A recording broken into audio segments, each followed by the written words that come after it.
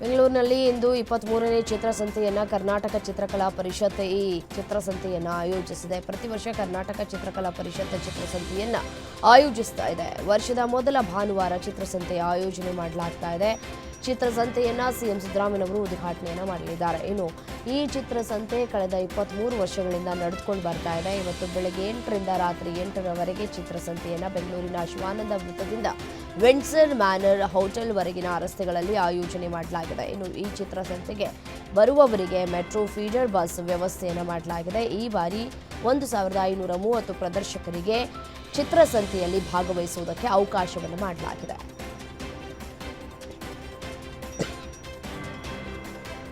ಎಐಯನ್ನು ಪರಿಣಾಮಕಾರಿಯಾಗಿ ಬಳಸಿಕೊಳ್ಳುವ ಮೂಲಕ ನಗರದ ಪೊಲೀಸರು ಹೊಸ ವರ್ಷದ ಆಚರಣೆ ವೇಳೆ ಯಾವುದೇ ಸಮಸ್ಯೆಗಳು ಆಗದಂತೆ ಯಶಸ್ವಿಯಾಗಿ ಪೂರೈಸಿದ್ದಾರೆ. ಈ ಮೂಲಕ ಹಿರಿಯ ಪೊಲೀಸ್ ಅಧಿಕಾರಿಗಳಿಗೆ ಪರಮೇಶ್ವರ್ ಮೆಚ್ಚುಗೆಯನ್ನು ವ್ಯಕ್ತಪಡಿಸಿದ್ದಾರೆ.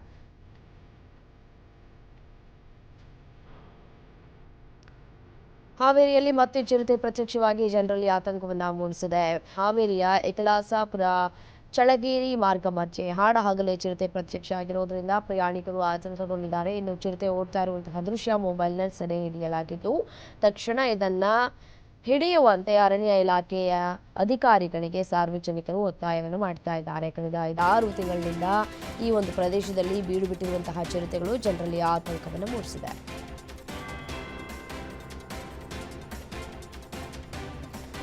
ದಾವಣಗೆರೆಯ ದಕ್ಷಿಣ ವಿಧಾನಸಭಾ ಕ್ಷೇತ್ರದ ಉಪಚುನಾವಣೆಯ ಅಭ್ಯರ್ಥಿಗಳ ಆಯ್ಕೆ ವಿಚಾರವನ್ನು ಹೈಕಮಾಂಡ್ಗೆ ಬಿಟ್ಟಿದ್ದೇವೆ. ಈ ವಿಚಾರದಲ್ಲಿ ನಮ್ಮದು ಯಾವುದೇ ಹಸ್ತಕ್ಷೇಪವಿಲ್ಲ ಅಂತ ದಾವಣಗೆರೆ ಎಂಪಿ ಪ್ರಭಾ ಮಲ್ಲಿಕಾರ್ಜುನ ಅವರು ತಿಳಿಸಿದರು. ಕಳೆದ ತಿಂಗಳು ಶಾಮನೂರು ಶಿವಶಂಕರಪ್ಪನವರ ಸಾವಿನಿಂದ ಈ ಕ್ಷೇತ್ರ ತೆರವಾಗಿದೆ.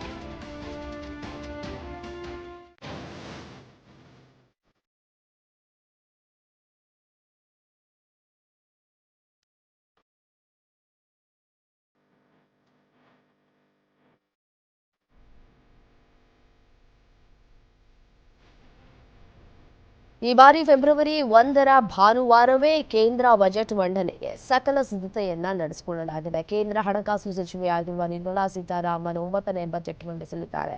ಇತ್ತೀಚಿನ ವರ್ಷಗಳಲ್ಲಿ ಕೇಂದ್ರ ಸರ್ಕಾರ ಫೆಬ್ರವರಿ 1ರಂದು ಕೇಂದ್ರದ ಸಾಮಾನ್ಯ ಬಜೆಟ್ ಮಂಡಿಸ್ತಾ ಇದೆ. ಆದರೆ ಈ ಬಾರಿ ಫೆಬ್ರವರಿ 1 ಭಾನುವಾರ ಬಂದಿದೆ. ಹೀಗಾಗಿ ಭಾನುವಾರ ಬಜೆಟ್ ಮಂಡನೆಯಾಗುತ್ತೋ ಇಲ್ವೋ ಎಂಬ ಕುತೂಹಲ ಇತ್ತು. ಆದರೆ ಕೇಂದ್ರ ಸರ್ಕಾರ ಭಾನುವಾರವೇ ಬಜೆಟ್ ಮಂಡನೆ ಮಾಡುವುದಕ್ಕೆ ನಿರ್ಧರಿಸಿದೆ.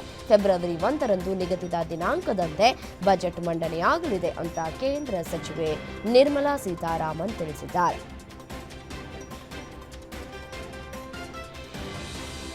ಭಾರತದಲ್ಲಿ ಪ್ರಾಜೆಕ್ಟ್ ಚೀತಾಗಳ ಸಂತತಿ ನಶಿಸಿ ಹೋಗಿತ್ತು. ಭಾರತದಲ್ಲಿ ಪ್ರಾಜೆಕ್ಟ್ ಚೀತಾಗಳ ಸಂತತಿಯನ್ನು ಮತ್ತೆ ಬೆಳೆಸಬೇಕು ಎಂಬ ಉದ್ದೇಶಗಳೊಂದಿಗೆ ಕೇಂದ್ರ ಸರ್ಕಾರ ದಕ್ಷಿಣ ಆಫ್ರಿಕಾ ಹಾಗೂ ನಮಿಬಿಯಾದಿಂದ ಚೀತಾಗಳನ್ನು ತಂದು ಭಾರತದಲ್ಲಿ ಬೆಳೆಸುವುದಕ್ಕೆ ಆರಂಭಿಸಿತು. 2022-23ರಲ್ಲಿ ದಕ್ಷಿಣ ಆಫ್ರಿಕಾ ಹಾಗೂ ನಮಿಬಿಯಾದಿಂದ 20 ಚೀತಾಗಳನ್ನು ತರಲಾಗಿತ್ತು. 22ರ ಸೆಪ್ಟೆಂಬರ್ 17ರಂದು ಮೊದಲ ಬ್ಯಾಚ್ನ 8 ಚೀತಾಗಳನ್ನು ಪ್ರಧಾನಿ ಮೋದಿ ಮಧ್ಯಪ್ರದೇಶದ ಕುನ್ಹೋ ನ್ಯಾಷನಲ್ ಪಾರ್ಕ್ಗೆ ಬಿಡುಗಡೆ ಮಾಡಿದರು. ಬಳಿಕ 12 ಚೀತಾಗಳನ್ನು ನಮಿಬಿಯಾದಿಂದ ತರಲಾಗಿತ್ತು. ಆದರೆ ಈಗ 25ರ ಡಿಸೆಂಬರ್ ಅಂತ್ಯದ ವೇಳೆಗೆ ಭಾರತದಲ್ಲಿ 30 ಚೀತಾಗಳಿವೆ. ಇವುಗಳ ಪೈಕಿ 12 ವಯಸ್ಕ ಚೀತಾಗಳಾದರೆ 9 ಬೆಳೀತಾ ಇರುವ ಚೀತಾಗಳು, 9 ಮರಿ ಚೀತಾಗಳಿವೆ. ಭಾರತಕ್ಕೆ ಬಂದ ಬಳಿಕ ಹುಟ್ಟಿದ ಮುಖಿ ಚೀತಾ ಬೆಳೆದು ದೊಡ್ಡವಳಾಗಿ 5 ಚೀತಾಗಳಿಗೆ ಜನ್ಮವನ್ನು ನೀಡಿದೆ. ಹೀಗಾಗಿ ಭಾರತದಲ್ಲಿ ಹುಟ್ಟಿದ ಚೀತಾಗಳ ಸಂಖ್ಯೆ 19 ಆಗಿದೆ. ಭಾರತದಲ್ಲಿ ಈಗ ಒಟ್ಟಾರೆ 30 ಚೀತಾಗಳಿವೆ. ಆರ್ಎಸ್ಎಸ್ ಅನ್ನು ಅರ್ಥ ಮಾಡಿಕೊಳ್ಳೋದಕ್ಕೆ ವಿಕಿಪೀಡಿಯಾದಲ್ಲಿ ಹುಡುಕುವ ಬದಲು ಅದರ ಜೊತೆಗೆ ಕೆಲಸ ಮಾಡಿ ಅಂತ ಮೋಹನ್ ಭಾಗವತ್ ಕರೆ ಕೊಟ್ಟಿದ್ದಾರೆ. ಬಿಜೆಪಿ, ವಿಎಚ್ಪಿ ಮತ್ತು ವಿದ್ಯಾಭಾರತಿಯಂತಹ ಸಂಸ್ಥೆಗಳು ಸ್ವತಂತ್ರವಾಗಿ ಕಾರ್ಯನಿರ್ವಹಿಸುತ್ತವೆ. ಈ ಯಾವು ಆರ್ಎಸ್ಎಸ್ ನಿಯಂತ್ರಣದಲ್ಲಿಲ್ಲ ಅಂತ ರಾಷ್ಟ್ರೀಯ ಸ್ವಯಂ ಸೇವಕ ಸಂಘದ ಮುಖ್ಯಸ್ಥ ಮೋಹನ್ ಭಾಗವತ್ ಹೇಳಿದರು. ಮಧ್ಯಪ್ರದೇಶದ ಭೋಪಾಲ್ನಲ್ಲಿ ಮಾತನಾಡಿದ ಭಾಗವತ್, ಭಾರತದ ಪರಮ ವೈಭವಕ್ಕಾಗಿ ಕೆಲಸ ಮಾಡುವುದಕ್ಕೆ ಮೌಲ್ಯಗಳು, ಆಲೋಚನೆಗಳು ಮತ್ತು ಗುರಿಗಳನ್ನು ಮಾತ್ರ ಹೊಂದಿದೆ ಅಂತ ತಿಳಿಸಿದರು.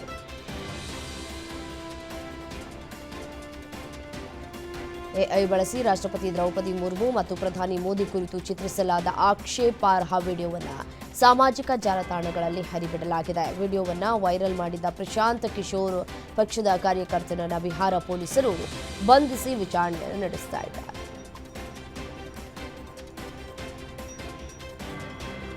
ಎರಡಕ್ಕಿಂತ ಹೆಚ್ಚು ಮಕ್ಕಳನ್ನು ಹೊಂದಿರುವವರು ಸ್ಥಳೀಯ ಸಂಸ್ಥೆ ಚುನಾವಣೆಗಳಲ್ಲಿ ಸ್ಪರ್ಧಿಸುವಂತಿಲ್ಲ ಎಂಬ ನಿಯಮಗಳನ್ನು ತೆಗೆದುಹಾಕುವ ನಿಯಮವನ್ನು ತೆಲಂಗಾಣ ಸರ್ಕಾರ ಅಂಗೀಕರಿಸಿದೆ.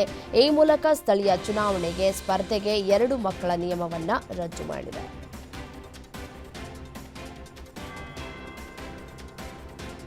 ಮಹಾರಾಷ್ಟ್ರದಲ್ಲಿ ಬಹಳ ದಿನಗಳಿಂದ ಕಾಕಿ ಉಳಿದಿದ್ದ ಮುನ್ಸಿಪಲ್ ಕಾರ್ಪೊರೇಷನ್ ಚುನಾವಣೆಯಲ್ಲಿ 1 ಮತವು ಚುನಾವಣೆಯಾಗುವ ಮೊದಲೇ ಬಿಜೆಪಿ ಶಿವಸೇನೆ ಒಕ್ಕೂಟವು 66 ವಾರ್ಡ್ಗಳಲ್ಲಿ ಗೆಲುವನ್ನು ಸಾಧಿಸಿದೆ. ಅಜಿತ್ ಪವಾರ್ ಅವರ ಎನ್ಸಿಪಿ 2 ವಾರ್ಡ್ಗಳನ್ನು ಗೆದ್ದಿದೆ. ಮಹಾರಾಷ್ಟ್ರದಲ್ಲಿ ಜನವರಿ 15ರಂದು ನಗರ ಸ್ಥಳೀಯ ಸಂಸ್ಥೆಗಳಿಗೆ ಚುನಾವಣೆ ನಡೆಸುವುದಕ್ಕೆ ಸಕಲ ತಯಾರಿ ನಡೆಸಿಕೊಳ್ಳಲಾಗಿದೆ. ಆದರೆ ಚುನಾವಣೆಗೂ ಮುನ್ನವೇ ಆಡಳಿತಾರೂಢ ಬಿಜೆಪಿ, ಶಿಂದೆ ಶಿವಸೇನೆ, ಅಜಿತ್ ಪವಾರ್ ಎನ್ಸಿಪಿ 66 ಸ್ಥಾನಗಳಲ್ಲಿ ಗೆಲುವು ಸಾಧಿಸಿವೆ ಎಂದು ಚುನಾವಣಾ ಆಯೋಗ ತನಿಖೆಗೆ ಆದೇಶಿಸಿದೆ. ತನಿಖಾ ವರದಿ ಬಂದ ಬಳಿಕ 66 ವಾರ್ಡ್ಗಳಲ್ಲಿ ಅವಿರೋಧ ಆಯ್ಕೆಯಾಗಿದೆಯೇ ಇಲ್ಲವೇ ಅಂತ ಘೋಷಿಸುವುದಕ್ಕೆ ಚುನಾವಣಾ ಆಯೋಗ ನಿರ್ಧರಿಸಿದೆ.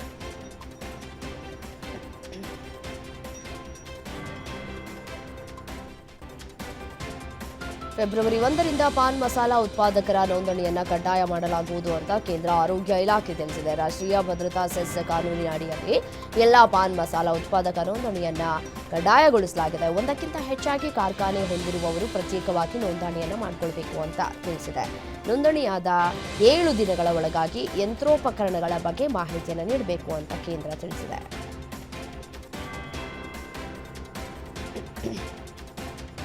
ಕಾಶ್ಮೀರದ ಪಹಲ್ಗಾಮ್ ಮೇಲೆ ದಾಳಿ ನಡೆಸಿದಂತಹ ಪಾಕ್ ಬೆಂಬಲಿತ ಉಗ್ರರನ್ನ ಮಟ್ಟ ಹಾಕುವುದಕ್ಕೆ ಭಾರತ ರಾತ್ರೋರಾತ್ರಿ ಆಪರೇಷನ್ ಸಿಂಧೂರ್ ಕಾರ್ಯಾಚರಣೆ ನಡೆಸಿತ್ತು. ಈ ದಾಳಿಯಲ್ಲಿ ಪಾಕಿಸ್ತಾನ ತತ್ತರಿಸಿ ಹೋಗಿತ್ತು. ಆಗ ಪಾಕ್ ಬೆಂಬಲಕ್ಕಾಗಿ ಜಗತ್ತಿನ ಹಲವು ದೇಶಗಳು ಮೊರೆ ಹೋಗಿತ್ತು. ನೋಡಿ, ಪಾಕಿಸ್ತಾನ ಕದನ ವಿರಾಮಕ್ಕೆ ಒಪ್ಪಿಸುವಂತೆ ಗೋಗರ್ಕೊಂಡಿತ್ತು. ಆದರೆ ಭಾರತ 3ನೇ ದೇಶದ ಮಧ್ಯಸ್ಥಿಕೆಗೆ ಒಪ್ಪದ ಕಾರಣದಿಂದ ಪಾಕಿಸ್ತಾನವೇ ಭಾರತದ ಮುಂದೆ ಅಂಗಲಾಚಿ ದಾಳಿಯನ್ನ ನಿಲ್ಲಿಸೋದಕ್ಕೆ ಬೇಡ್ಕೊಂಡಿತ್ತು. ಆದರೆ ಈಗ ಪಾಕಿಸ್ತಾನದ ಜೊತೆಗಿನ ಯುದ್ಧ ನಿಲ್ಲಿಸೋದಕ್ಕೆ ಚೀನಾ ಮಧ್ಯಸ್ಥಿಕೆ ವಹಿಸಿತ್ತು ಅಂತ ಸಿಂಧೂರ್ ದಾಳಿಯ ಕುರಿತು ಚೀನಾ ಹೇಳಿಕೆಯನ್ನ ಪಾಕಿಸ್ತಾನ ಬೆಂಬಲವನ್ನು ನೀಡಿದೆ.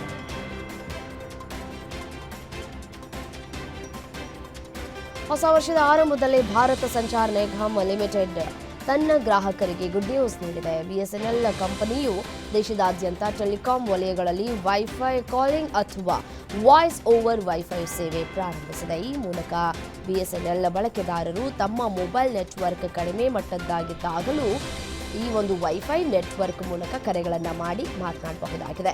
ಬಿಎಸ್ಎನ್ಎಲ್ ಬಳಕೆದಾರರು, ವಿಶೇಷವಾಗಿ ಗ್ರಾಮೀಣ ಮತ್ತು ದೂರದ ಪ್ರದೇಶಗಳಲ್ಲಿರುವವರಿಗೆ ಈ ಒಂದು ಸೇವೆ ಒಳ್ಳೆಯದಾಗಿದೆ. ಬಿಎಸ್ಎನ್ಎಲ್ ಗ್ರಾಹಕರಿಗೆ ವೈಫೈ ಕರೆ ಮಾಡುವುದಕ್ಕೆ ಯಾವುದೇ ಹೆಚ್ಚುವರಿ ಶುಲ್ಕ ವಿಧಿಸಲಾಗುವುದಿಲ್ಲ. ವೈಫೈ ಮೂಲಕ ಮಾಡಿದ ಕರೆಗಳಿಗೆ ಸಾಮಾನ್ಯ ಕರೆಗಳಂತೆ ಬಿಲ್ ವಿಧಿಸಲಾಗುತ್ತದೆ ಅಂತ ಬಿಎಸ್ಎನ್ಎಲ್ ತಿಳಿಸಿದೆ.